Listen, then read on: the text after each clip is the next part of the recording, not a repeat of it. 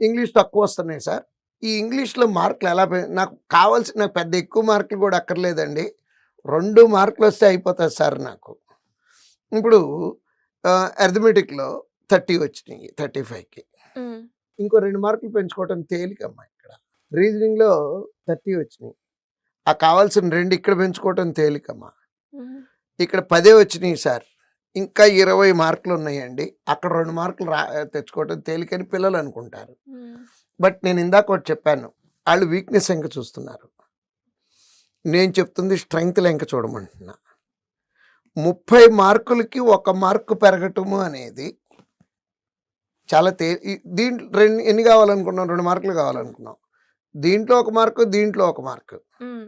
30కి 1 mark అంటే 3% అమ్మా అక్కడ మనం ఎక్స్‌పెక్ట్ చేసేది. అదే ఇందాక మనకు 10 మార్కులు వచ్చిన చోట 2 మార్కులు అంటే 20% ఎక్స్‌ట్రా కావాలమ్మా. నిజంగా ఈ సబ్జెక్ట్ మీద మనకి గ్రిప్పే ఉండుంటే మొదటిసారి రాసినప్పుడే వచ్చుండేయి. ఎన్నిసార్లు రాసినా రావట్లేదు అంటే నేను నెగెటివ్ మాట్లాడుతున్నాను అనుకోవద్దు. ఇక దాంట్లో పెరగవు అనుకోని మిగిలినట్లో పెంచుకునేటట్టు ఎతుక్కోవాలమ్మా.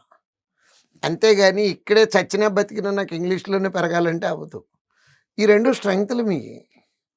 స్ట్రెంగ్త్‌ని స్ట్రెంగ్తెన్ చేసుకోవాలి.